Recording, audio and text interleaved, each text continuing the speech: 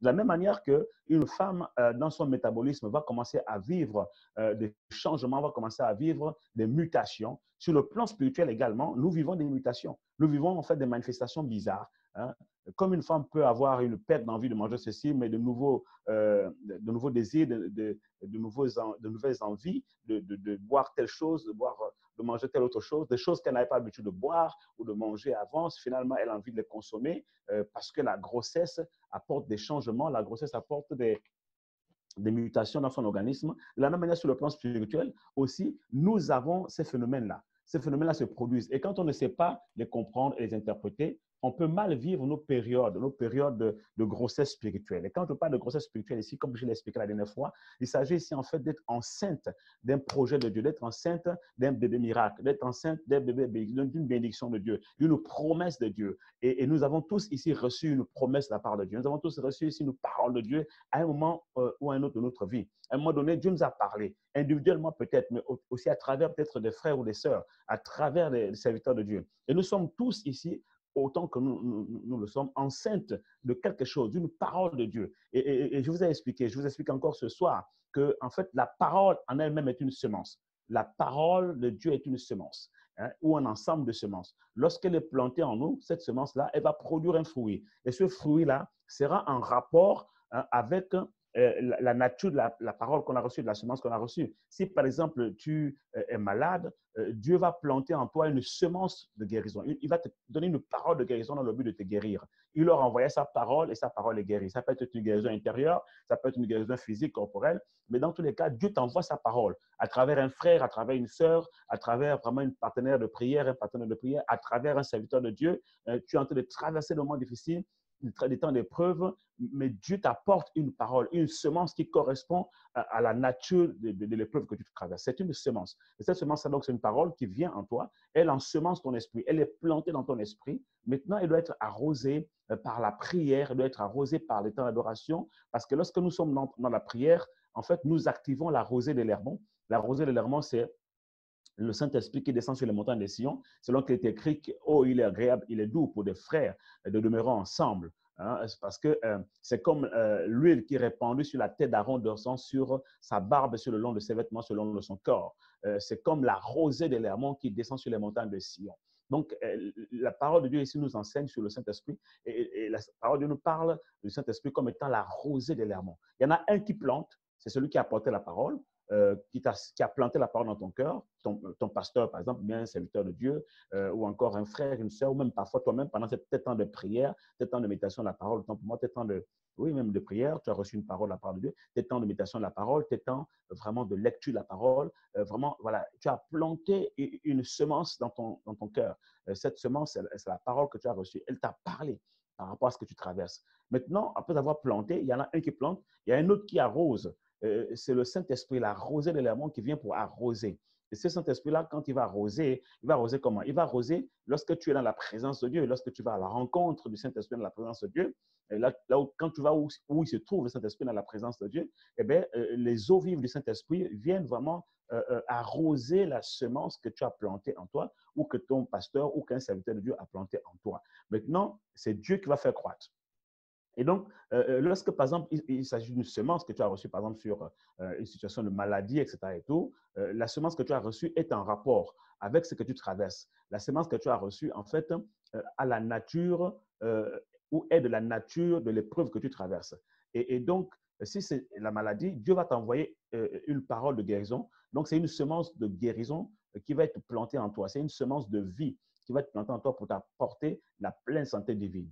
Maintenant, cette semence doit être arrosée. Tu dois l'arroser par la prière, tu dois l'arroser, tu dois activer, faire couler les eaux vives du Saint-Esprit à travers des exercices spirituels, à travers des activités spirituelles qui vont permettre de faire couler l'eau du ciel. Fais tomber la pluie du ciel pour arroser cette semence afin qu'elle croisse, que Dieu, que Christ la fasse croître en toi pour qu'elle germe et que la guérison germe en toi, qu'elle germe dans ton esprit, qu'elle germe dans ton âme si tu as des blessures intérieures de ton passé, etc., des situations douloureuses que tu as vécues dans ton passé, que ce soit par rapport à la famille, par rapport au couple, par rapport à la relation parent-enfant, par rapport au travail, par rapport même à l'église, les relations avec les frères et sœurs. Donc maintenant, là, la guérison va germer dans ton âme Alléluia, parce que la parole, la semence qui a été plantée en toi a été arrosée et maintenant Christ l'a fait croître parce qu'il a dit recevez avec douceur la parole de vérité qui a été plantée en vous et qui sauvera vos âmes. Cette semence-là va sauver ton âme parce qu'elle va faire germer en toi la pleine guérison divine de ton âme. Ainsi, tu pourras prospérer dans ton âme, être en pleine santé divine parce que ton âme va prospérer et ton corps aussi va recevoir la pleine santé divine parce que finalement, cette sémence de vie-là qui est en train de germer en toi et dans ton esprit va croître, également dans ton âme va faire germer la guérison, la pleine santé, la vie et ton corps aussi va bénéficier de cette vie parce qu'il a dit, je souhaite que tu prospères à tous égards et que tu sois en bonne santé physique, comme tu l'es dans ton âme. Alléluia. Tel ton âme est, tel l'homme est dans son âme, tel les pensées de l'homme sont dans son âme, tel il est aussi sur le plan physique. Et ça, c'est vraiment important. Donc, toi, ta responsabilité est de pouvoir faire croître, en fait, du moins arroser cette semence-là pour que Christ la fasse croître en toi. La question de la faire croître, c'est Dieu qui en est, en fait, je vais dire, le dépositaire et l'auteur qui en est le garant, qui en est seul capable. C'est lui qui fait croître. Toi, ta responsabilité est de planter la bonne semence en toi, donc la recevoir dans ton esprit et de l'arroser de l'Hermon, qui est le Saint-Esprit. Donc, il faut aller activer le mouvement de l'Esprit par tous les moyens que la Bible t'enseigne, à travers donc la prière, l'adoration, les jeûnes, les temps de retraite spirituelle, à travers vraiment les moments vraiment de consécration, de sanctification, de repentance, tous les exercices spirituels qui te sont enseignés pour permettre effectivement ta terre, le cœur, ton cœur, qui est ta terre, en fait, soit fertilisée et que la semence puisse descendre bien à l'intérieur, qu'elle soit arrosée et que la semence puisse trouver un sol vraiment fertile et profond et que maintenant Christ puisse la faire croître.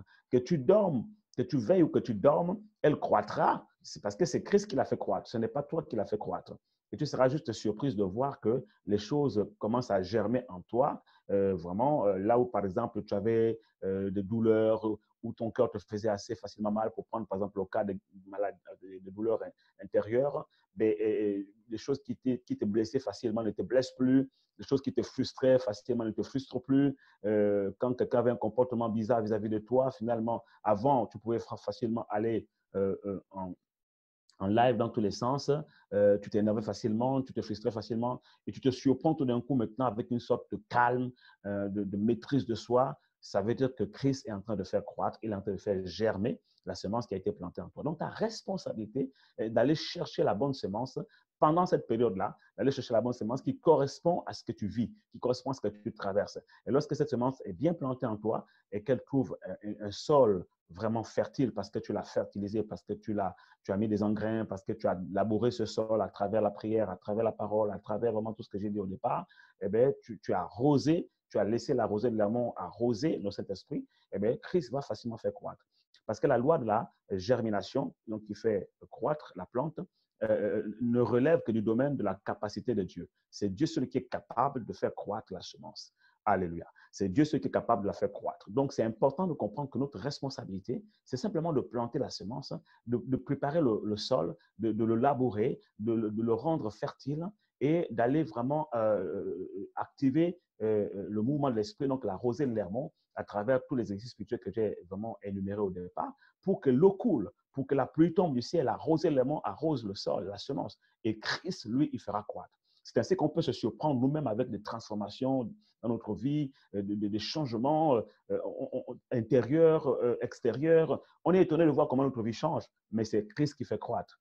On est étonné de voir que facilement, on a une telle attitude alors qu'avant, on ne l'avait pas, mais c'est parce que Christ fait croître. On est étonné finalement de voir qu'on aborde les situations de la vie de façon différente, alors qu'avant, ce n'était pas le cas pour nous. On se surprend avec cette maîtrise de soi, une sorte vraiment de patience qu'on n'avait pas avant vis-à-vis de notre mari, de notre fils, notre fille, nos enfants, vis-à-vis de nos collègues de travail, de nos frères et sœurs en Christ, alors qu'au départ, on n'avait pas. C'est la preuve que tu es en train de croître. C'est la preuve que tu es en train de grandir spirituellement. C'est la preuve que Christ te fait croître. Et je déclare que tu croîtras en stature, en sagesse et en grâce devant Dieu et devant les hommes. Tu marcheras à la crainte de l'Éternel parce que tu sauras planter en toi la bonne semence qui correspond à la situation que tu traverses, qui correspond à la situation que tu vis, et tu sauras aller activer les eaux du Saint-Esprit pour que l'eau du Saint-Esprit coule comme une pluie, comme la rosée de l'amour arrose le cœur, la terre que représente ton cœur et la semence qui a été plantée pour que maintenant Christ trouve les éléments nécessaires pour faire son travail, celui de faire croître, celui de faire croître. Et il te fera croître. Je dis qu'il te fera croître. Il te fera croître au nom puissant de Jésus. Je te vois croître, je te vois grandir, je te vois te lever, je te vois vraiment prendre de la hauteur. Je te vois prendre une taille de géant spirituel. Je te vois prendre du poids spirituel. Je te vois vraiment t'imposer face à tes ennemis. Et je te vois vraiment faire fuir tes ennemis. Je vois ton autorité spirituelle grandir. Je vois ta maturité grandir. Je vois ton autorité spirituelle grandir et je vois des géants tomber devant toi parce que c'est toi la vraie géante. Je vois des fils d'Anak tomber devant toi. Je vois des fils d'Anak qui sont postés aux portes de ton Canaan, tomber devant toi et déguerpir, libérer le chemin parce que tu dois prendre possession des promesses que Dieu t'a données, parce que tu dois conquérir la terre promise que Dieu t'a donnée en héritage. Parce que tu dois entrer dans ton Canaan, parce que tu dois posséder tes terres, tu dois posséder tes possessions, alors je te vois grandir. Je dis que je te vois grandir dans ta foi, oh, je te vois grandir dans ton autorité spirituelle, je te vois maturer spirituellement, je te vois devenir une géante spirituelle, une héroïne qui va marquer son temps et son époque. Pourquoi? Parce que tu as compris le processus. Tu as compris le processus. Et ce processus-là, c'est le processus de la germination, de la croissance d'une plante, mais c'est la même chose sur le plan de l'enfantement, sur le processus de l'enfantement spirituel. Je vous ai dit que ce sont des lois parallèles. Alors, quand vous comprenez que nous fonctionnons comme effectivement une plante peut fonctionner, nous comprenons alors qu'il y a des périodes comme ça où, en fait, la semence a été plantée en nous et maintenant, il faut l'arroser. Et très souvent, pendant cette période-là, c'est ce qui s'apparente généralement à la période de la fécondation.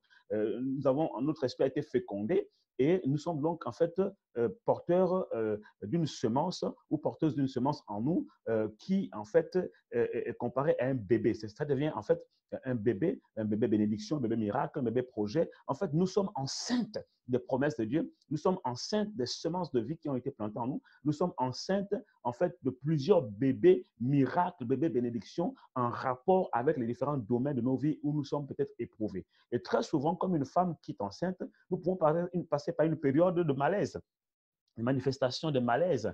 Et ces malaises-là, si on ne comprend pas, on ne sait pas discerner les temps que nous traversons et les signes des temps qui se manifestent à travers ces malaises-là, on va mal comprendre ce que nous vivons, on va mal interpréter, on va mal vivre cela. Et malheureusement, beaucoup de personnes ont avorté les grossesses spirituelles de par un manque de discernement, de par un manque de compréhension des temps qu'elles sont en train de traverser, de par un manque de compréhension, de discernement de la volonté de Dieu dans les temps qu'ils sont en train de vivre. Et il faut comprendre que nous tous, on passe par là.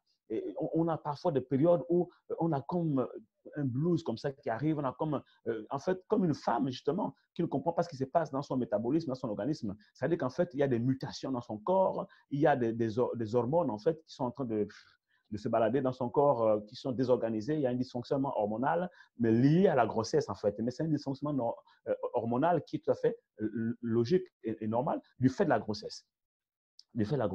Donc, nous, c'est pareil.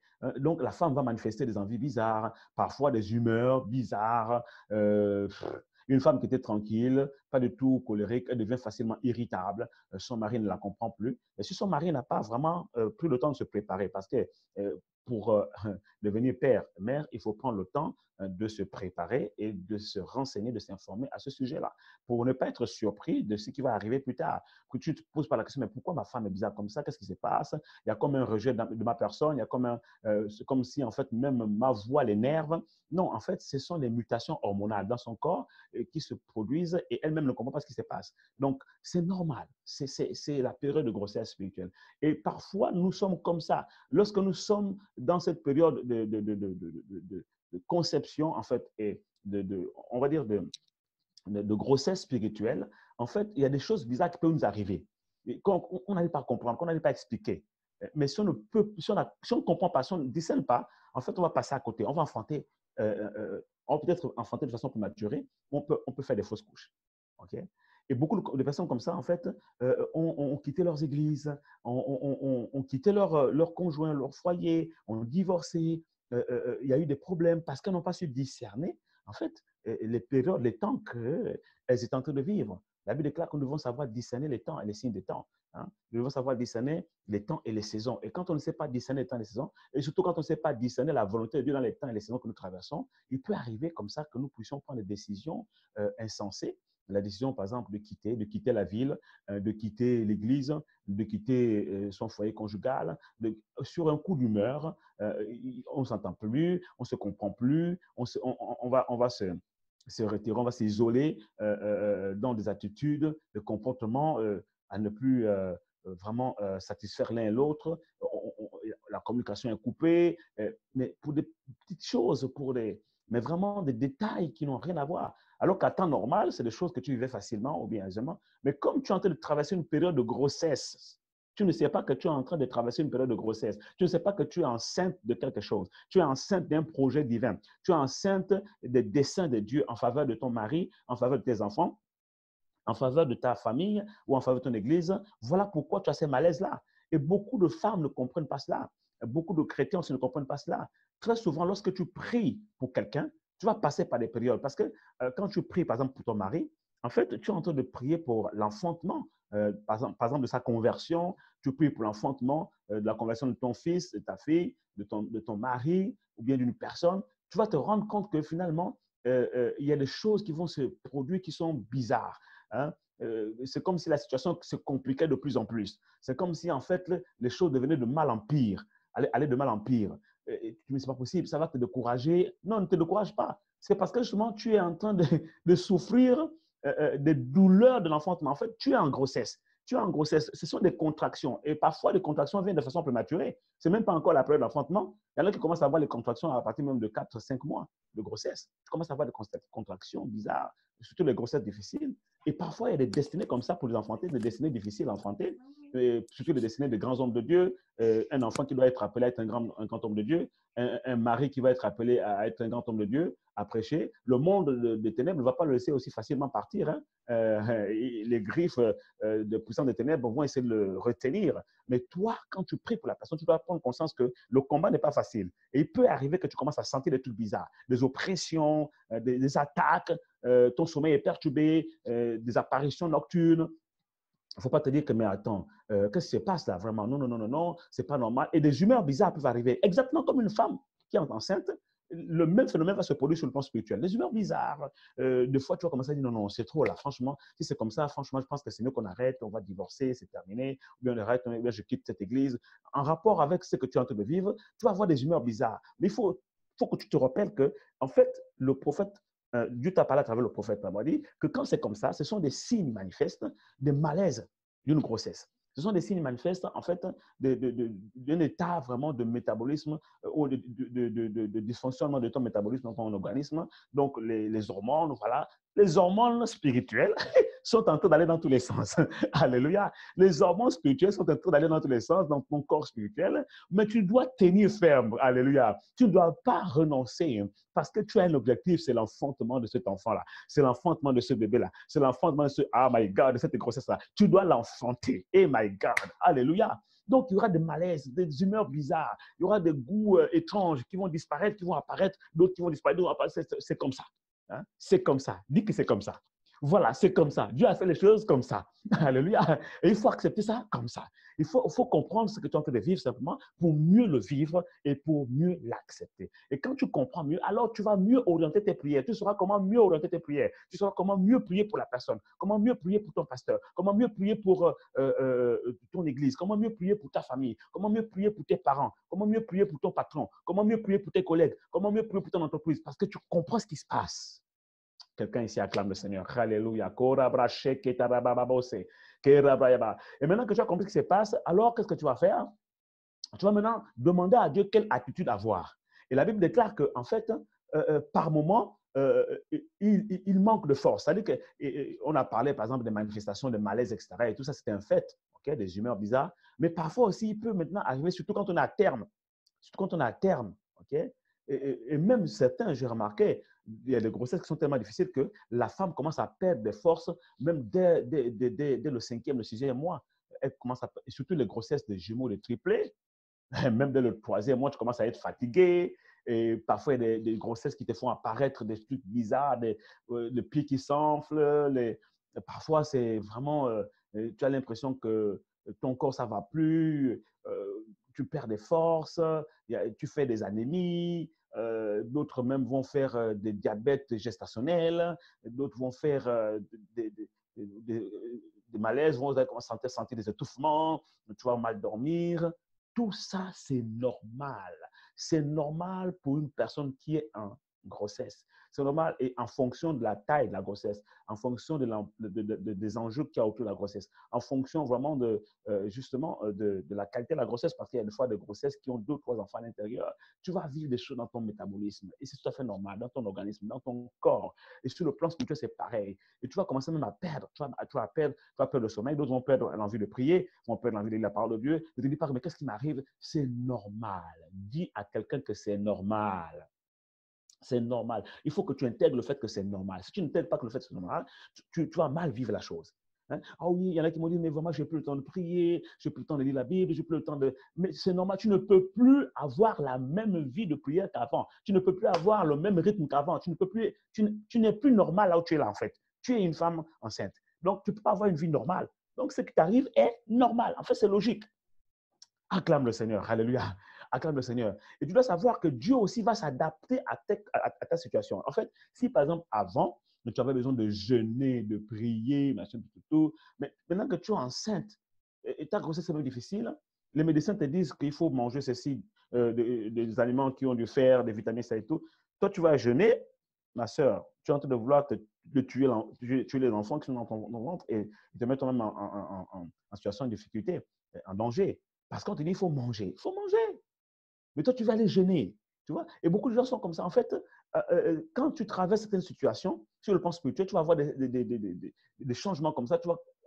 Tu es déstabilisé dans ton organisation, tu es déstabilisé dans ta façon de fonctionner avec le Seigneur. Tu n'as plus le même temps de prière, le même rythme, la même force. Tu commences à te culpabiliser, tu commences à avoir vraiment des journées facilement irritables parce que ta vie change. Tu sens que tu n'as plus le contrôle. Tu n'as plus le contrôle de tes journées. Tu n'as plus le contrôle. Il y a des choses qui t'échappent, mais c'est tout à fait normal. Et Dieu, il faut que tu comprennes que Dieu ne t'en veut pas pour ça. Dieu ne t'en veut pas pour autant. Au contraire, Dieu va venir te trouver dans ta situation. Dieu viendra te trouver dans ton état pour te rencontrer dans ta situation. Dieu viendra à ta rencontre dans ton état de grossesse. Tu comprends? Parce que Dieu sait ce qui se passe. Dieu sait que tu vis et Dieu avait prévu ça. Donc, c'est le temps où toi, tu le cherchais, machin, tout ça là. Mais là, tu n'as plus de force. Tu es fatigué. Tu ne peux plus marcher. Assieds-toi, reste assise dans le repos. Sois dans le repos, sois dans le calme et la tranquillité. Dieu viendra à ta rencontre. Alléluia. Quelqu'un ici acclame le Seigneur. Le Seigneur viendra à ta rencontre. Et ce n'est plus comme avant où tu étais vraiment toute fougueuse. Et tout. Là, tu perds des forces. C'est normal, tu es enceinte. Et au fur et à mesure que la grossesse évolue, tu tends vers le terme, plus tu vas perdre des forces. C'est normal. À un moment donné, ne force plus certaines choses. Assieds-toi, sois dans la tranquillité, dans le repos. La bonne attitude en ce moment-là, ce n'est pas de t'irriter parce que tu perds tes moyens, tu perds le contrôle de ton organisation. Il y a des choses qui t'échappent. Tu sais plus. Non, non, non, non. Quand c'est comme ça, ce n'est plus à toi d'aller chercher Dieu. Ce n'est plus à toi d'aller chercher Dieu. Assieds-toi, sois calme, sois dans le repos. Dieu lui-même viendra à ta rencontre. Alléluia.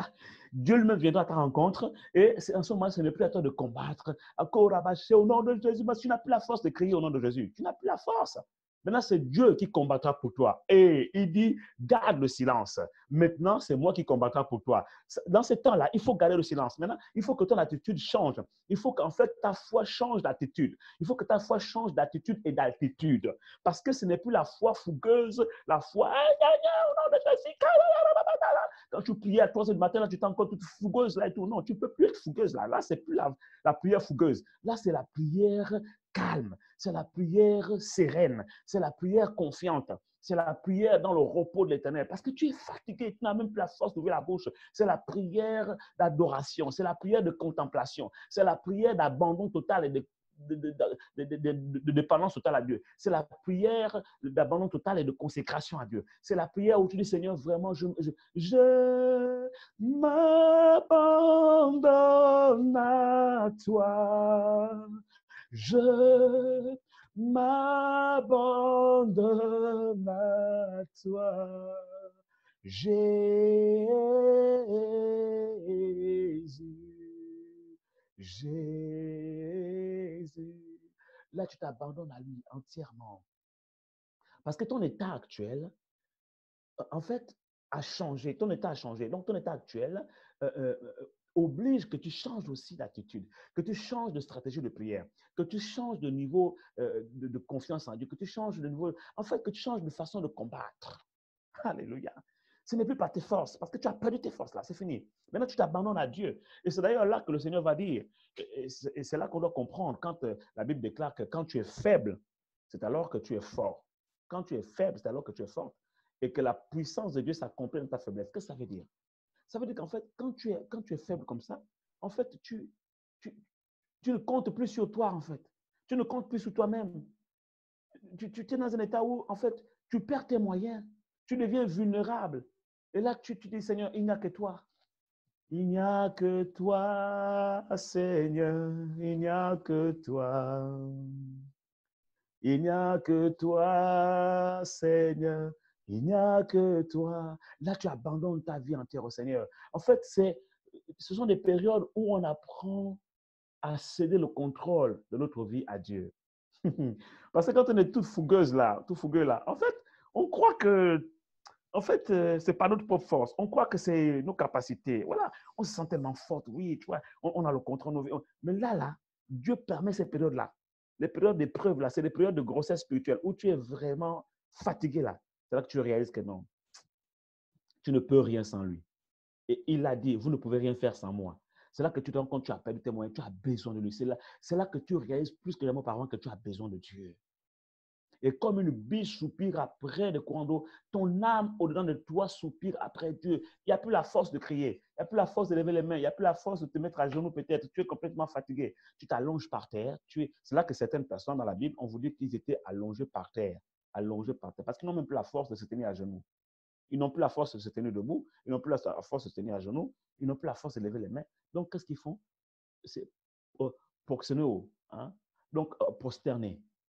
Ils sont prosternés, allongés, parce que prosterner, ce n'est pas seulement avoir les genoux par terre, mais c'est aussi allongé. Donc, tu es comme à plat ventre, ok?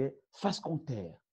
C'est le signe d'abandon total et de consécration à Dieu. C'est le signe vraiment de dépendance totale à Dieu. On dit, Seigneur, vraiment là, je ne peux rien. J'ai tout essayé, j'ai épuisé mes forces. Je suis arrivé aux limites vraiment de mes capacités. Là, j'ai besoin de toi. J'ai tout essayé.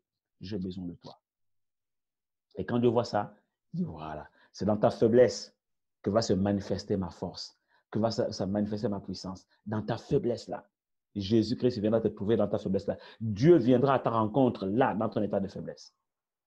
C'est là que tu vas te rendre compte que tu as plus que jamais besoin de Dieu et tu vas crier à lui le plus profond de ton cœur avec les énergies qui te restent. Tu vas dire, Seigneur, j'ai besoin de toi. Mais généralement, dans cette période-là, tu as besoin d'être dans le repos, dans le calme, dans la tranquillité, dans la confiance en Dieu. Et très souvent, moi, dans cette période-là, je passe beaucoup de temps dans l'adoration que dans l'intercession en parole. Dans l'intercession dans le sens, oui Seigneur, ta parole déclare. Vraiment, dans ces périodes-là, généralement, je suis dans le repos, dans l'adoration, dans la contemplation de l'Éternel, et dans la prière en langue. Je prie en langue, korabraché, je prie beaucoup en langue pendant cette période-là. Je prie beaucoup en langue. Parce que je ne sais plus ce qui me convient de dire dans mes faiblesses. Voilà, les mots me manquent, ça m'échappe, tout m'échappe, les mots m'échappent, le temps m'échappe, les circonstances m'échappent. Je comprends que j'ai perdu le contrôle, mais quelqu'un d'autre a pris le contrôle. Quelqu'un d'autre a pris le contrôle. Alléluia. C'est comme ça. Par exemple, quand vous êtes en train de faire les cours de conduite, vous conduisez, et quand il y a des choses, effectivement, voilà, le moniteur qui est à côté de toi, il se rend compte que tu es en train de passer par une zone dangereuse où en fait, pour toi, voilà, tu commences à faire des choses à risque et tout ça là. Qu'est-ce qu'il fait? Il sait que non, là, s'il te laisse continuer à prendre le contrôle du volant, un accident est vite arrivé. Vraiment. Donc, qu'est-ce que lui fait? Il prend le contrôle parce que lui, de son côté, en fait, il a aussi des manettes. Il a aussi des pédales. Donc, quand il voit que tu es en situation de danger, que tu as perdu, par exemple, le contrôle, lui, il prend le contrôle de son côté-là. Il prend le contrôle avec ses pédales, il va freiner à ta place, il va ralentir à ta place. Et toi-même, tu as l'impression, mais qu'est-ce qui se passe? Tu fais rien, mais la voiture est en train de ralentir, la voiture prend une autre direction, mais parce que ton moniteur, voilà, ton formateur qui est à côté, a pris le contrôle du véhicule. Quelqu'un ici acclame le Seigneur. Alléluia. Mais c'est exactement ce qui se passe avec le Seigneur. Le monde passe par des moments difficiles. On perd le contrôle du véhicule, on perd le contrôle de notre vie, mais lui, il prend le contrôle. il prend le contrôle et tout nous échappe. Et si on ne comprend pas que tout nous échappe, c'est parce que lui, il a pris le contrôle, on va mal vivre les choses. On dit, mais c'est bizarre, je n'arrive pas, j'appuie sur la pédale, ça ne marche pas. On va encore plus s'énerver. Non, calme-toi. Oh, ne t'énerve pas, calme-toi. Il a pris le contrôle. Quelqu'un ici acclame le Seigneur. Alléluia. Hein? Il y en a qui sont tellement méticuleuses, là, les femmes, là, tellement méticuleuses, tellement, je veux dire, vraiment propres à l'excès, maniaques. Donc, tout échappe là. Tout commence à t'énerver parce que tu perds le contrôle de tout. Mais c'est pas possible. J'ai posé le fer là ici. Tu as levé ça. Oh, calme-toi. Calme-toi. Parce que le maître a pris le contrôle. Alléluia. Parce que tu ne peux plus rien faire là. Tu es dans un état où c'est lui qui doit le prendre. Il vient à ta rencontre, là où tu es, et il prend le contrôle de ta vie. Et il prend le contrôle de tes attitudes, de tes mouvements. Donc, laisse-le prendre le contrôle. Laisse Dieu prendre le contrôle. Toi, adore seulement. Adore-le, contemple-le, exalte-le, rends des actions de grâce à l'Éternel. Bénis l'Éternel. C'est le temps d'action de grâce. C'est le temps d'adoration, de reconnaissance à l'Éternel. C'est le temps d'abandon total à lui. Hein? Et c'est là que je comprends ce que la Bible déclare. Quand la Bible déclare que soumettez-vous à Dieu, résistez au diable, et il fuira loin de vous. Soumettez-vous, ça veut dire quoi? Ça veut dire, en fait, je sais que je ne peux plus rien faire. Donc, je m'abandonne à lui. Et je me livre à lui. Voilà, je me soumets à lui. Je me jette au pied de la croix. Je me soumets à lui. Je m'attends à lui. Je m'abandonne à lui. Je reconnais mes faiblesses. La Bible déclare que lorsque tu es dans cette attitude-là, Dieu te donne la capacité de résister au diable. Et la conséquence qui s'ensuit, c'est que le diable fuit loin de ta face. Wow. Pourquoi? Parce que tu t'es soumise à Dieu. Tu t'es placé sous sa dépendance. Tu t'es placé sous sa couverture, hein, à l'ombre du Tout-Puissant, sous l'abri du Très-Haut. Tu t'es abandonné à lui parce que tu reconnais tes faiblesses. Là, tu as perdu le contrôle. Tu l'as laissé prendre le contrôle. Tu t'es soumis à lui. Et quand tu te soumets à Dieu, alors il te donne la capacité de résister au diable. Ne peut résister au diable qu'une personne soumise à Dieu. Ne peut résister au diable qu'une personne soumise à Dieu. Vous comprenez alors que lorsque la Bible déclare que résister au diable et il fuira loin de vous, il veut simplement nous dire que la façon, parce que quand on parle de résister au diable ici, très souvent, quand on lit ce texte-là, on a l'image d'une personne qui fait un bras de fer avec le diable comme ça et qui résiste. Non, c'est pas comme ça qu'il faut résister. Parce que là, tu as perdu tes forces. Là, tu es dans un état de vulnérabilité. Tu vois? Tu es enceinte. Tu es dans une période, peut-être même tu es presque à terme. Tu as perdu tes forces. Il te manque des forces. C'est ce qu'on a lu. Il te manque des forces. Quand c'est comme ça, soumets-toi à Dieu. Place-toi sous lui. Dans sa présence. Dépends de lui. Abandonne-toi à lui. C'est là que tu vas trouver la capacité de résister au diable. Et quand il dit résister au diable avec une foi ferme, la foi ferme dont il s'agit ici, c'est ton attitude à t'abandonner en entièrement, ta capacité à dépendre de lui, hein, à te soumettre à Dieu. Et se soumettre là, c'est quoi? Quelqu'un qui se soumet, c'est quelqu'un qui se prosterne. Donc, ça veut dire quoi? Ça veut dire c'est l'adoration. C'est l'adoration. Se soumettre à Dieu, c'est l'adorer. Se prosterner, c'est s'allonger, s'abandonner entièrement à lui. Donc, vous comprenez que dans cette attitude-là, Dieu infuse en nous sa force, sa capacité à pouvoir résister au diable. Et la conséquence, c'est quoi? C'est qu'il fuira loin de vous. C'est comme ça que vous allez gagner vos combats pendant ces périodes d'épreuve, pendant ces temps difficiles, de douleur. Alors, quelqu'un ici acclame le Seigneur. Alléluia. Quelqu'un ici acclame Jésus. Est-ce que quelqu'un est béni ce soir? Oh my God. Alléluia. Est-ce que quelqu'un est béni ce soir? Amen, amen, amen. Oh, ce message me bénit moi-même. Je vous assure, ce message me bénit moi-même. Parce que nous sommes tous enceintes de quelque chose. Nous sommes enceintes. On a tous reçu une semence de Dieu qui a été plantée en nous. Et nous sommes tous enceintes d'une promesse de Dieu dans un domaine bien précis de notre vie. Nous sommes tous enceintes d'un bébé miracle, d'une bénédiction ou de plusieurs bénédictions. Ce message vraiment m'enseigne moi-même. Ce message m'encourage moi-même. Oh my God. Et voyez-vous, je voudrais vous dire une chose. Le texte qu'on a lu nous dit, les enfants sont sur le point de sortir du sein maternel, mais ils manquent de force. Est-ce que vous vous rendez compte que lorsqu'il vous manque de force, c'est le signe que les enfants sont sur le point de sortir du sein maternel? Est-ce que vous réalisez cela? Il dit les enfants sont sur le point de sortir du sein maternel, mais ils manquent de force. Ça veut dire que le manque de force est un signe révélateur. C'est un signe qui te révèle que les enfants sont sur le point de sortir du sein maternel. En d'autres termes, tu es sur le point d'enfanter ton miracle. Tu es arrivé à terme. Quelqu'un ici acclame le Seigneur. Alléluia. Tu es arrivé à terme. Je viens dire à quelqu'un ici, je viens dire à une femme, je viens annoncer à une femme ici que les douleurs que tu ressens en ce moment, les souffrances que tu subis, que tu endures aujourd'hui, sont des signes clairs qui annoncent que tu es sur le point d'enfanter tes bébés miracles, tes bénédictions en rapport avec les promesses que Dieu t'a faites depuis des années. Tu es sur le point d'enfanter tes prophéties. Tu es sur le point d'enfanter tes bébés miracles. Tu es sur le point d'enfanter tes bénédictions. Tu es sur le point d'enfanter tes projets avec Dieu. Tu es sur le point d'enfanter les desseins de Dieu en faveur de ta vie, en faveur de ta famille, de tes enfants, de ton conjoint, de ta nation, de ta destinée. Voilà pourquoi tu sens les douleurs. Tu ressens les douleurs. Voilà pourquoi tu traverses des temps de souffrance. Oui, ces souffrances-là sont des douleurs d'enfantement, et ces douleurs-là vont enfanter ta grandeur. Au nom puissant de Jésus-Christ Nazareth, je déclare que ces douleurs-là que tu ressens vont enfanter ta grandeur, parce que ces douleurs sont des signes annonciateurs de la naissance de tes bébés miracles. Oui, les enfants sont sur le point de son maternel, mais ils manquent de force. Tu perds des forces parce que tu es sur le point d'enfanter. Tu perds des forces parce que tu es sur le point d'enfanter tes bébés miracles. Reçois la force maintenant qui vient en haut pour te fortifier dans ton homme intérieur, afin que tu sois capable de pousser ton bébé. Alléluia. Pousse ton bébé. Pousse jusqu'à ce que tu l'enfantes au nom puissant de Jésus-Christ Nazareth.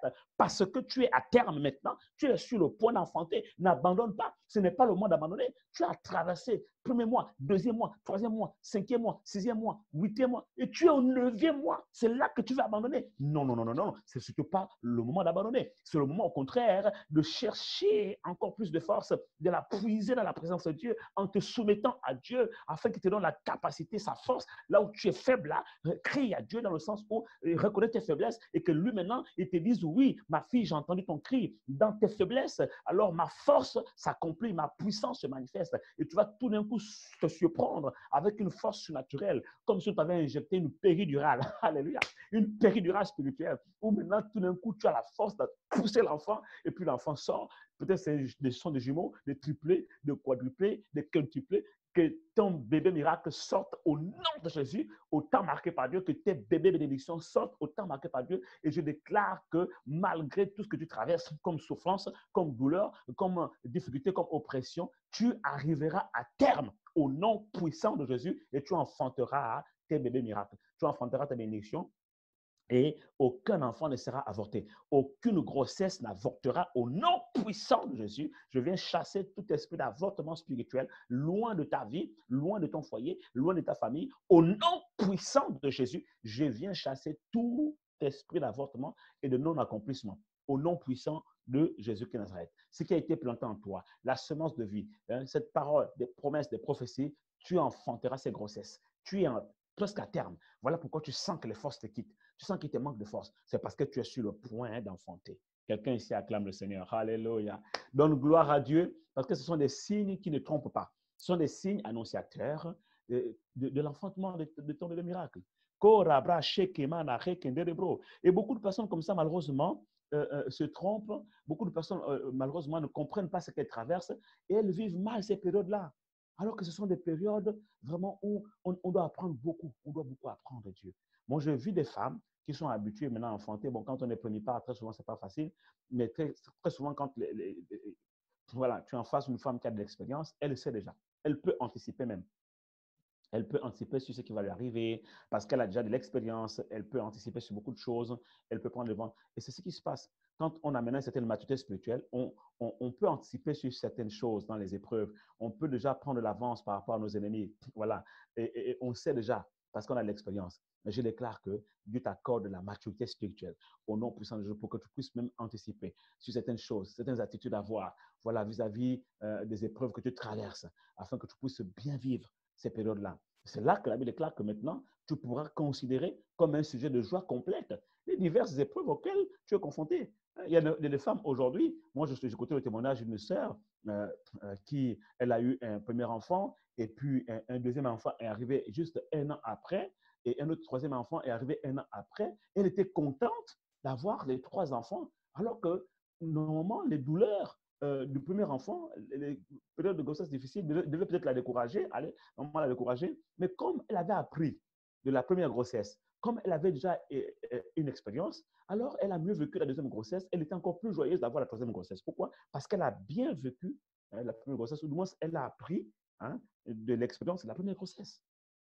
Très souvent, il y a des femmes aujourd'hui qui vont se dire, non, non, non, moi, si c'est ça, va m'être mère, non, non, je préfère m'arrêter là. Mais c'est parce qu'elles ont mal vécu leur grossesse et leur maternité. Mais si tu prends le temps d'apprendre, d'apprendre qu'est-ce que Dieu veut t'enseigner à travers ça, en fait, la prochaine grossesse pour toi sera beaucoup plus joyeuse parce que tu auras beaucoup plus d'expérience et tu seras beaucoup plus équipé pour la prochaine grossesse et pour la prochaine maternité. Et très souvent, c'est parce que les gens vivent mal leurs épreuves qu'au sortir des épreuves, elles prennent des résolutions de décisions vraiment extrémistes. Ah non, si c'est comme ça, non, non, non, moi, finalement, moi plus jamais, j'ai appris, franchement, j'ai beaucoup appris en ce qui concerne les relations humaines. Hein. J'ai beaucoup appris, franchement. Je comprends maintenant que désormais, franchement, il faut choisir. Hein. C'est vrai, il faut choisir ses amis, mais tu les choisis dans quel sens? Hein? Moi, je préfère maintenant être dans mon coin. Je vais rester dans mon coin. Voilà, quand je viens là, hein, après le culte, voilà, je prends mon sac, je rentre chez moi, je salue ce que je peux saluer, voilà, mais je ne parle avec personne. Parce que depuis que vraiment j'ai compris que les gens sont méchants. Maintenant, quand tu commences à parler des gens, ils commencent à tordre tes propos. Si c'est comme ça, je ne dis plus rien. Je ne dis plus rien. Pardon. Voilà. Ne me demandez plus rien. Franchement. Ah, ma soeur, c'est comment? Non, non. Vraiment, je suis très déçu. Je suis très. Franchement, écoutez, je ne veux pas quitter l'église. Hein. Je sais vraiment, c'est ma place. C'est mon pasteur. Voilà. Dieu m'a appris beaucoup de choses. Dieu m'a béni. Mais par contre, quand j'ai fini d'écouter la parole, je sors, je pars chez moi. Comme une fraternelle là, c'est fini. Ma soeur, c'est comment? Parce que tu as mal vécu ta période de grossesse spirituelle et tu es sorti là avec des résolutions extrémistes. Hein? Des résolutions vraiment très, très, très extrémistes. Parce qu'en fait, quelqu'un t'a blessé ici, quelqu'un t'a frustré là, une autre personne t'a humilié, une autre personne t'a accusé injustement et tu penses que vraiment tout le monde entier est méchant. Le monde entier est méchant. Non, le monde entier n'est pas méchant. Il faut juste demander à Dieu le discernement et la bonne attitude pour savoir aborder tes relations parce que tu ne peux pas bloquer l'enfantement de futures grossesses que Dieu a prévues pour toi par rapport, ou du moins à cause des temps difficiles, des douleurs de l'enfantement de la première grossesse. Ça veut dire que tu n'as rien appris de la première grossesse, en fait. Et tu sors de là aigri, complètement aigri. Hein? Un peu comme, voyez-vous, l'œuf. Hein? Quand on chauffe l'œuf, hein, et l'œuf, voilà, il durcit, n'est-ce pas? Il durcit. Et les gens sont comme ça, en fait. Hein? C'est une personne tendre, voilà, mais quand elle passe par l'épreuve, hein, comme l'eau qui a chauffé l'œuf, là, quand tu passes par l'épreuve, là, tu as été tellement chauffé par l'épreuve, quand tu sors de là, tu en sors endurci. Tu deviens insensible à tout. Ah, ma soeur, c'est comment? Moi, j'ai appris. Hein. J'ai compris que la vie, là, toi qui étais vraiment plein de bonté, là, tendre et tout, maintenant, tu sors de cette épreuve complètement endurci. C'est comme ma soeur. Hey, tu sais, dans la vie, là, j'ai compris beaucoup de choses. Maintenant, je compris que pour mieux vivre, il faut vivre caché. C'est écrit où? Dis-moi, ma soeur, c'est écrit dans quel verset, dans quel passage? Voilà. Donc, quand tu vis caché, tu es en paix. Donc, maintenant, elle cache tout maintenant. Voilà. Dieu l'a bénie, elle ne dit plus rien. Elle cache tout. Même les témoignages, elle cache. Ma soeur, c'est comment? Ton témoignage là peut dire que, ma soeur, tu sais, le mur ont les oreilles. Hein. C'est que moi, je vis ça pour moi-même. Parce que quand je vais commencer à aller témoigner là, les gens vont prendre mon témoignage là. Il y a des jaloux ici là. Ils vont commencer à me créer des problèmes. Tu sais que moi, j'ai commencé à avoir des combats spirituels. Je commence à témoigner là. Les gens commencent à avoir des jalousies. Donc, pour mieux vivre, il faut vivre caché. Ma soeur, ce n'est pas biblique. La Bible dit qu'ils l'ont vaincu à cause de la parole de leur témoignage. Donc, témoigne. Plus tu témoignes, plus tu es en train de vanter les mérites de Dieu. Il y aura toujours des jaloux. Même quand tu vis caché là, Est-ce que tu sais que le diable, lui aussi, il est caché? Ses œuvres sont cachées. Voilà pourquoi ils appellent les œuvres des ténèbres. Les esprits sont cachés. Donc, tu te caches des hommes, mais tu ne te caches pas des démons. Tu ne te caches pas du diable. Parce que eux, c'est des esprits, ils te voient, tu es caché. Donc, quand tu dis que tu veux vivre caché, fais attention, ma soeur. Tu n'as pas lutté contre les hommes, hein, parce que les hommes, là, tu dis, ah non, tu te caches face aux hommes. Mais ce n'est pas eux, en fait. Les esprits les utilisent, simplement. Mais en réalité, tu ne peux pas te cacher de ces esprits-là. Ils vont te suivre là où tu es là-bas. Non, écoute, sois libre. La Bible déclare que c'est pour la liberté que Christ nous a affranchis. Sois libre, ma soeur. Vis ta vie chrétienne. Voilà. Sois toi-même. Vis ton identité. Exprime ton identité. Il ne faut pas maintenant venir modifier ta personnalité par rapport aux gens, modifier ta personnalité par rapport à ce que tel a fait ou par rapport à telle situation que tu as traversée. Non, sois vraiment ce que Dieu a fait que tu es. Sois toi-même en Christ. Vis ton identité. Parce que si tu veux vivre heureux, ce n'est pas vivre caché. Vivre heureux, c'est vivre qui tu es. Voilà. C'est ça, vivre heureux. Ce n'est pas vivre caché. Donc, exprime-toi. Révèle Christ. Hein? La création entière attend avec un ardent désir la révélation du Fils de Dieu. Révèle le Christ qui est en toi. La Bible dit que Christ en nous, c'est l'espérance de la gloire. Fais éclater la gloire. Laisse éclater cette gloire qui est en la doxa, l'éclat. C'est ça, hein, la gloire. La doxa, l'éclat. Laisse éclater. Voilà. Et les gens verront ta lumière. Donc, il y en a qui vont être éblouis par la lumière, qui vont être émerveillés, qui vont être vraiment inspirés par toi. Et puis, il y en a aussi qui vont être vraiment jaloux de ton étoile qui brille. C'est tout à fait normal. La vie est faite ainsi. Quand la lumière brille, il y en a qui sont éblouis, qui sont émerveillés. Et puis, il y en a également qui ne supportent pas la lumière. Oh, non, non, non, non, non, non, non, non, j'ai mal aux yeux, j'ai mal aux yeux. Hein? Parce que ta lumière les éclaire, c'est trop fort pour eux, donc ça les énerve. C'est comme ça. Mais tant que tu sais que hein, Dieu est avec toi, tu n'as rien à craindre. Alléluia. Tant que quand tu rends témoignage, tu le rends pour la gloire de Dieu, tu n'as pas à t'en faire. Donc, il y en a comme ça qui ont traversé des épreuves et qui les ont mal traversées. Et parce qu'elles ont mal traversé ces épreuves-là, finalement, elles ont pris des résolutions qui ne sont pas bibliques, qui ne sont pas divines et qui sont extrémistes. Et ça, c'est dangereux. Et malheureusement, ce que Dieu voulait faire dans ta vie comme transformation, comme changement, mais tu passes à côté. Parce que Dieu veut te changer, mais pas dans le mauvais sens. Dieu veut te changer à travers les épreuves, mais pas en mal. Dieu ne change pas le bien en mal, mais il change le mal en bien. Donc, laisse Dieu te façonner à travers les épreuves pour que tu aies la forme qu'il veut que tu puisses avoir au sortir de cette épreuve. Mais ne prends pas des résolutions insensées et qui ne sont pas de Dieu. Alléluia. Voilà, même quand c'est dur au sein de l'épreuve, prends des bonnes résolutions. Parce qu'à tes résolutions répondra le succès. Parce que tu sais que à travers ce temps-là, Dieu est en train de te façonner. Et tu sortiras là la personne que Dieu veut que tu sois. Et tu feras les œuvres que Dieu veut que tu fasses pour sa gloire. Alors, sois attentive à ce que Dieu veut t'enseigner. Prête l'oreille aux instructions divines. Et fais seulement ce que Dieu te demande de faire. Même si c'est dur, fais. Même si c'est dur, fais. Voilà. Des fois, c'est vraiment compliqué avec ton mari, mais Dieu te dit, fais ceci. Achète-lui un cadeau. Offre-lui cette chemise. Offre-lui ceci. Ah, moi, d'après tout ce qu'il me fait, non, non, non, non, non, Seigneur, c'est trop dur ce que tu me demandes, c'est trop dur. Mais Dieu te dit de faire. Dieu te dit de faire. Des fois même, tu vas offrir, il ne va même pas prêter attention à ce que tu vas offrir. Tu es même frustré, mais Seigneur, tu m'as demandé de poser cet acte-là. Je posais l'acte, mais finalement, c'est encore moi qui suis blessé. Dieu te dit, fais seulement. Mais c'est par la souffrance, c'est à travers la souffrance. Ça me déclare que c'est à travers la souffrance que Christ a appris l'obéissance. Il a appris l'obéissance à travers les choses dont il a souffert. Dieu est seulement en train de t'apprendre à obéir. Tu vas poser des actes que Dieu va te demander de poser à contre-cœur quelque part. Ce n'est pas ta volonté, mais tu sais que Dieu te demande de le faire, tu le fais par obéissance. Donc, tu vas apprendre l'obéissance à travers les choses dont tu souffres, à travers tes souffrances. Mais ces souffrances-là, ce sont des douleurs de l'enfantement.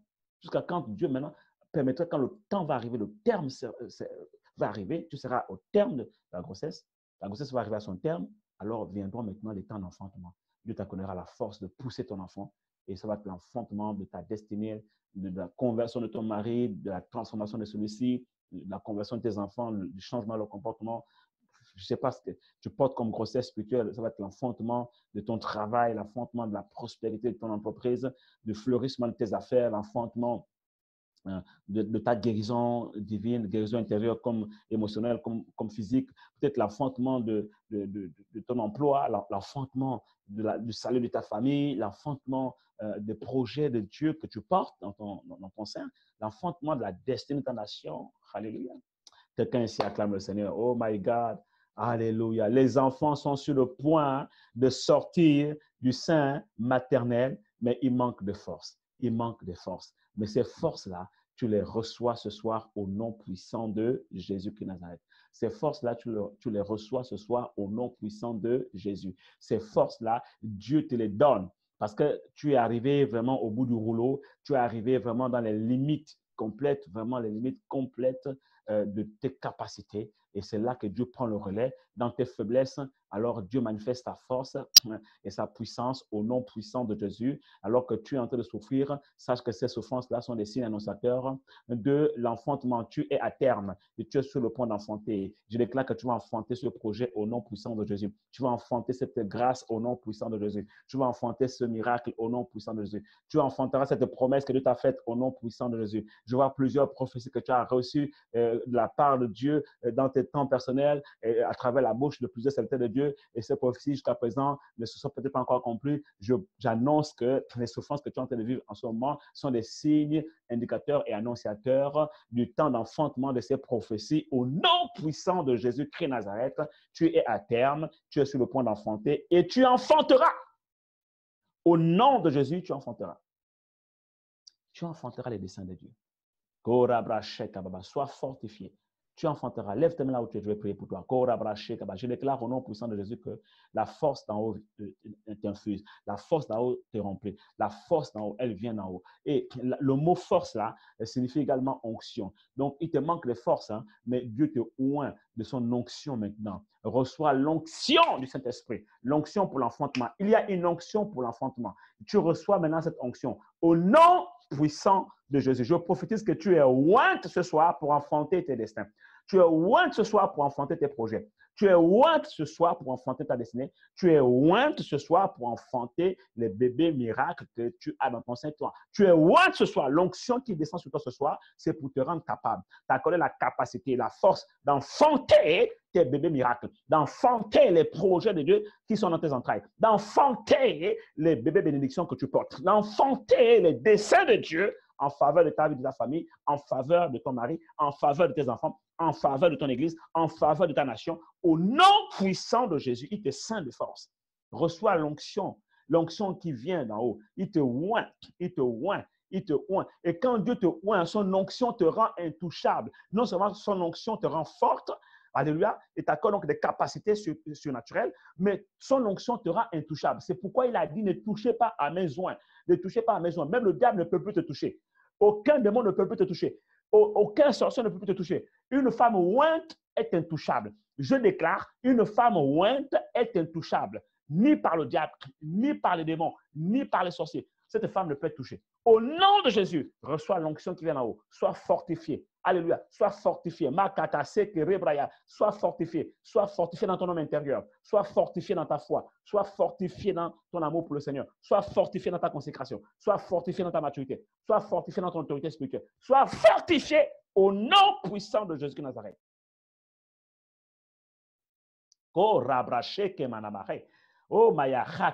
il te manque de force, sois fortifié. Il te manque de force, reçois la force qui vient en haut. Reçois la force qui vient en haut. Reçois l'onction du Saint-Esprit. La Bible déclare que Jésus-Christ a été oint du Saint-Esprit et de force. Sois oint ce soir de force au nom puissant de Jésus-Christ Nazareth. Il te oint de son onction de force. L'esprit de force t'envahit. L'esprit de force te remplit. L'esprit de force te saisit. L'esprit de force t'enveloppe. L'esprit de force te réveille. L'esprit de force te soutient. Au nom de Jésus.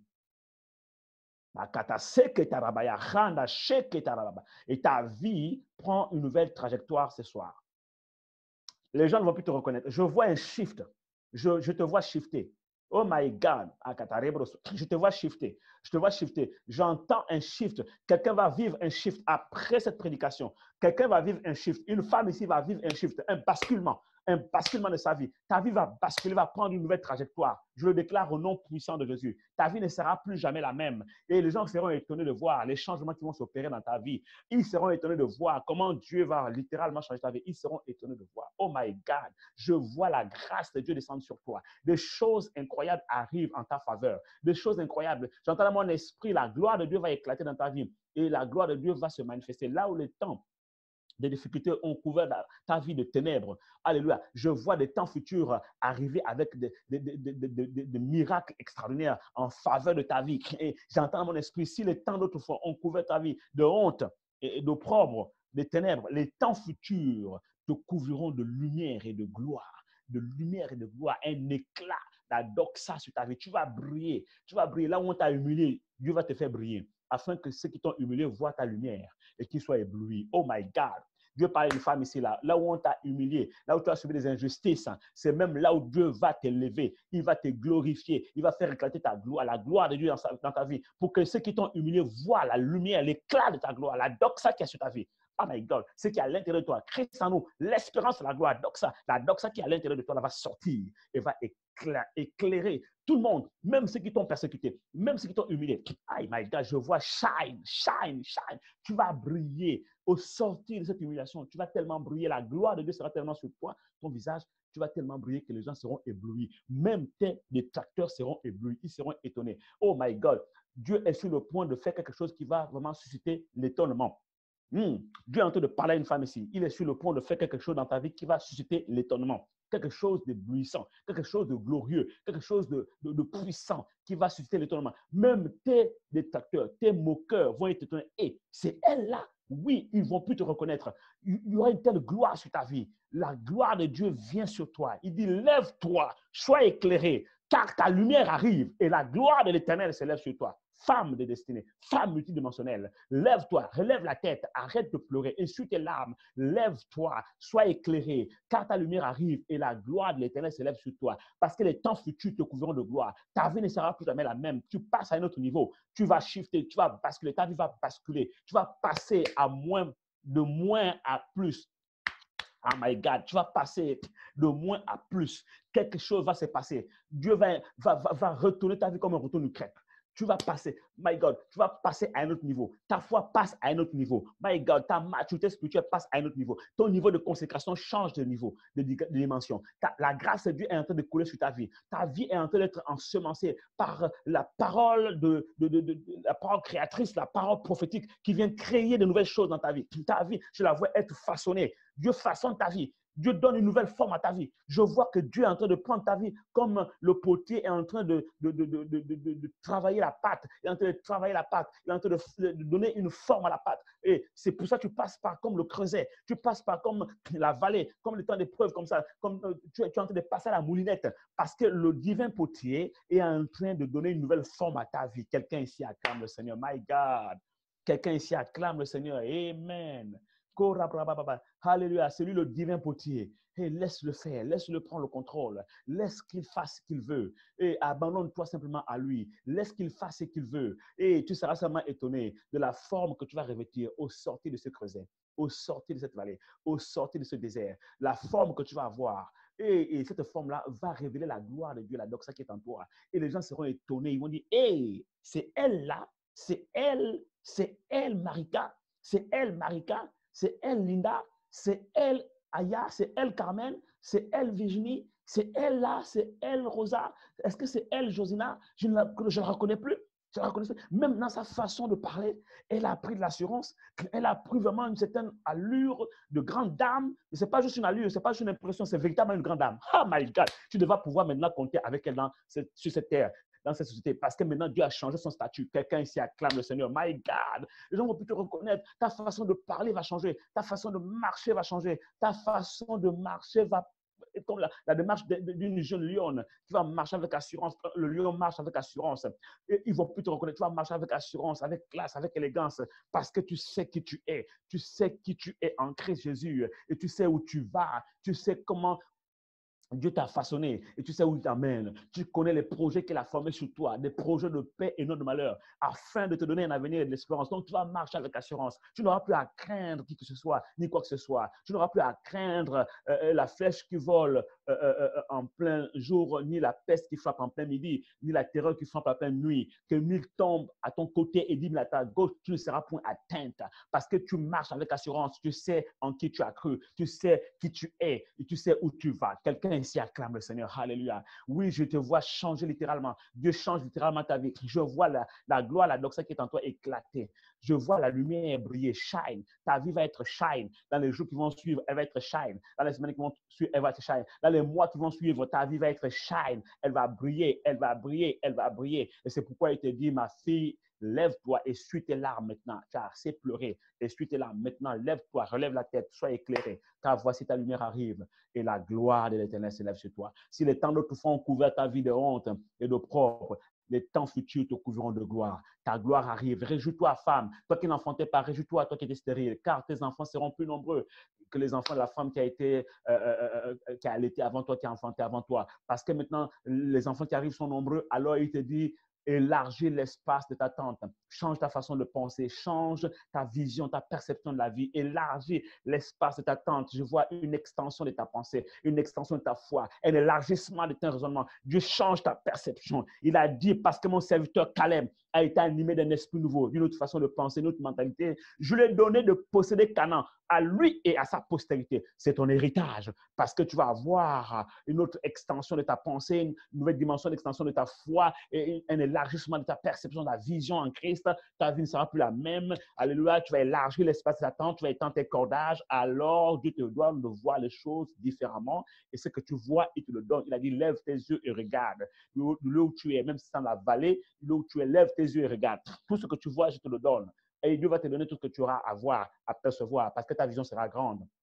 Alors, élargis l'espace de ta tente parce que les enfants qui arrivent sont nombreux. Élargis l'espace de ta tente, étends tes cordages, et déploie-toi, élargis-toi. Ne t'arrête pas de croître, ne t'arrête pas de croître, élargis-toi. Plus tu t'élargis, et bien plus il t'est rempli. Alléluia. Et plus ta coupe déborde, ta plénitude est grande. C'est la destinée et le partage des géants spirituels. Et aucun fils d'Anak ne pourra résister aux portes de ton Canaan. Tu posséderas tes possessions. Et il a dit, lève les yeux, regarde tout ce que tu vois. Ton Canaan, il a vu Canaan, Dieu l'a donné Canaan. Je te dis au nom de Jésus, ta vision détermine ta perception et ta perception détermine tes possessions. Tu posséderas tes possessions au nom puissant de Jésus. Tu posséderas ton Canaan au nom de Jésus. Sur cette terre, dans cette nation et dans la nation du monde entier, tu posséderas les territoires qui te sont échus en partage, conformément aux promesses que Dieu a faites pour ta vie, en faveur de ta vie. Au nom puissant de Jésus. Quelqu'un ici acclame le Seigneur. Quelqu'un ici acclame Jésus. Alléluia. Et Dieu vient de parler à une femme ici. Dieu vient de parler à quelqu'un ici. Lève tes mains vers le ciel. Oh, je prie pour toi. L'onction de cet esprit t'équipe. La grâce de Dieu vient sur toi. Alléluia. Cette grâce-là, elle vient pour te fortifier.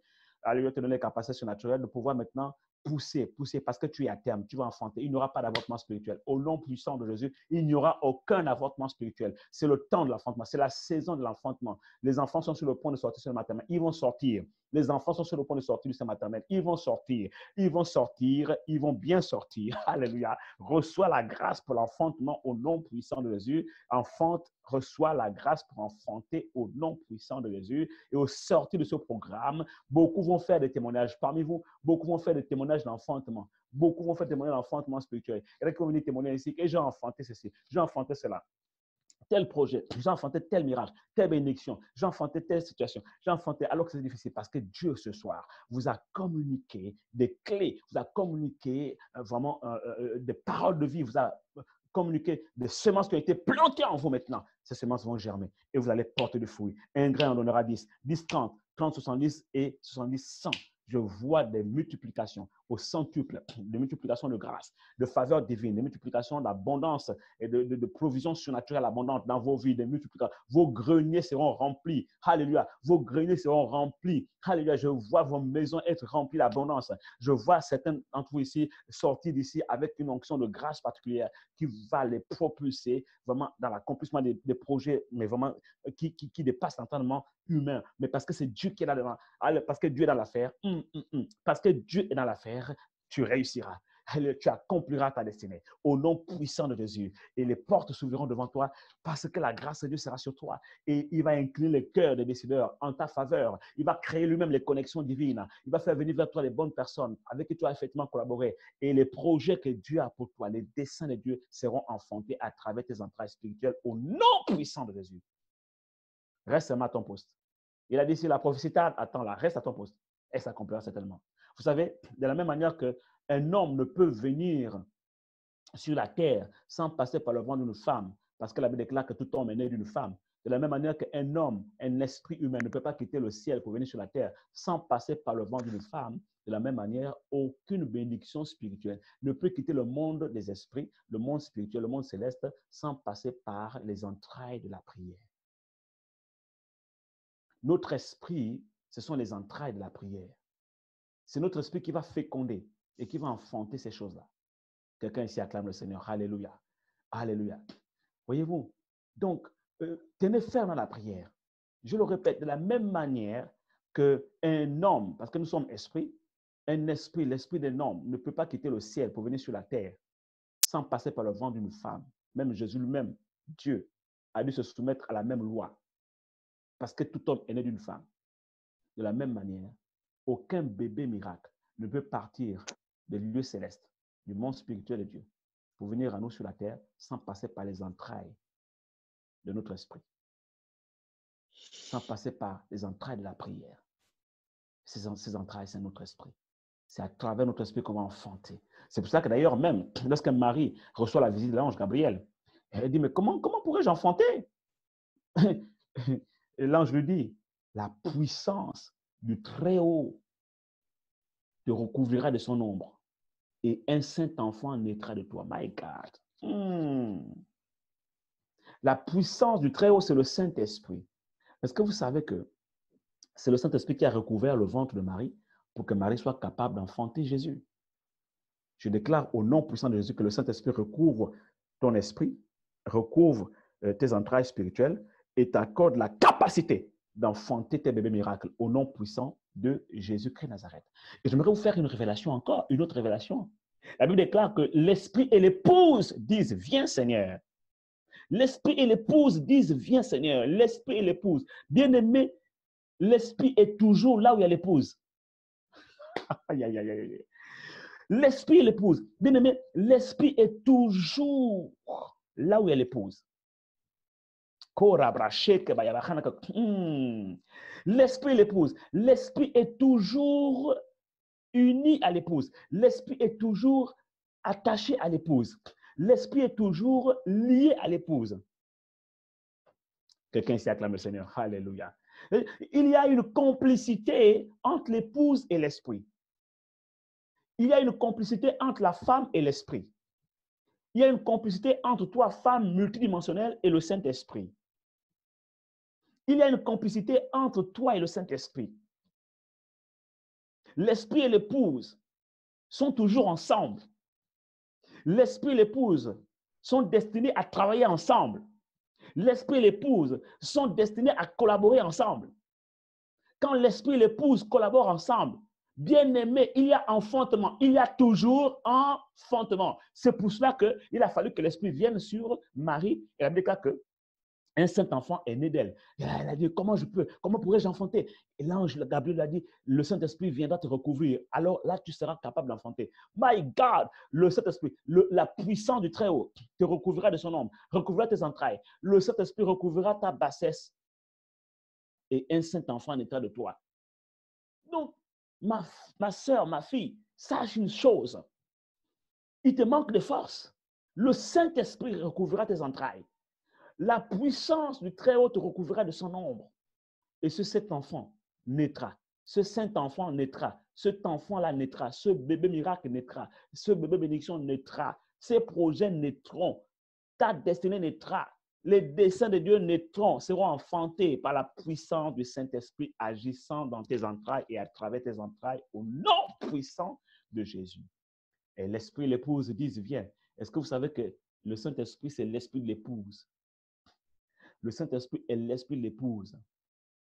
Le Saint-Esprit, c'est l'esprit de la femme multidimensionnelle que tu es. C'est ton partenaire par excellence. My God. Oh, quelqu'un ici acclame le Seigneur, alléluia. Et avec un tel partenaire, tu ne peux qu'enfanter. Tu ne pourras qu'enfanter. Tu ne peux pas ne pas enfanter. Je dis que tu enfanteras au nom de Jésus. Tu enfanteras les bénédictions que Dieu t'a promises au nom puissant de Jésus. Tu enfanteras les bébés miracles que Dieu t'a promis au nom puissant de Jésus. Tu enfanteras les semences qui correspondent à la nature de tes épreuves que Dieu a plantées en toi au nom puissant de Jésus. À chaque semence correspond une épreuve, mais à chaque épreuve correspond également une semence et une nature de semence et un enfantement. Tu es arrivé à échéance de tes épreuves, c'est fini, commence à essuyer tes larmes, tu es arrivé à terme de tes grossesses, le temps de l'enfantement est arrivé, c'est la saison. Tu enfanteras. C'est ta saison. C'est ta saison. C'est ta saison. Comme disent les anglophones, it is your season. It is your day. The day of your miracle, c'est ta saison, c'est ton jour, it's your night, c'est ta nuit. Ce soir, c'est la nuit de ton miracle. Au nom puissant de Jésus. Quelqu'un dit, c'est ma saison, c'est la nuit de mon miracle, c'est mon jour. It is your day, the day of your miracle. C'est ta saison. La saison de ton miracle, your night, la nuit de ton miracle, c'est aujourd'hui, tu vas enfanter ça dans la prière, tu vas enfanter élève ta voix et prie, et de la même manière qu'un enfant ne peut venir, un esprit humain ne peut quitter le ciel pour venir sur la terre sans passer par le ventre d'une femme. De la même manière, rien ne peut venir du ciel jusqu'à nous sans passer par la prière. La Bible déclare que nous sommes bénis de toutes sortes de bénédictions spirituelles dans les lieux célestes. Je déclare au nom puissant de Jésus de Nazareth que tu es maintenant sur le point d'enfanter ces bénédictions. Alors prie, alors prie, alors prie, alors prie. Reçois la force pour enfanter. Pousse! Reçois la force pour pousser et tu enfantes cette nuit au nom de Jésus, ton bébé miracle. Les témoignages arrivent. Les témoignages arrivent. Je vois de nombreux témoignages arriver. Ta vie ne sera plus jamais la même. Dieu donne une nouvelle forme à ton futur. Il donne une nouvelle forme à ta vie. Il donne une nouvelle forme à la trajectoire de ta vie sur la terre. Rends grâce à Dieu.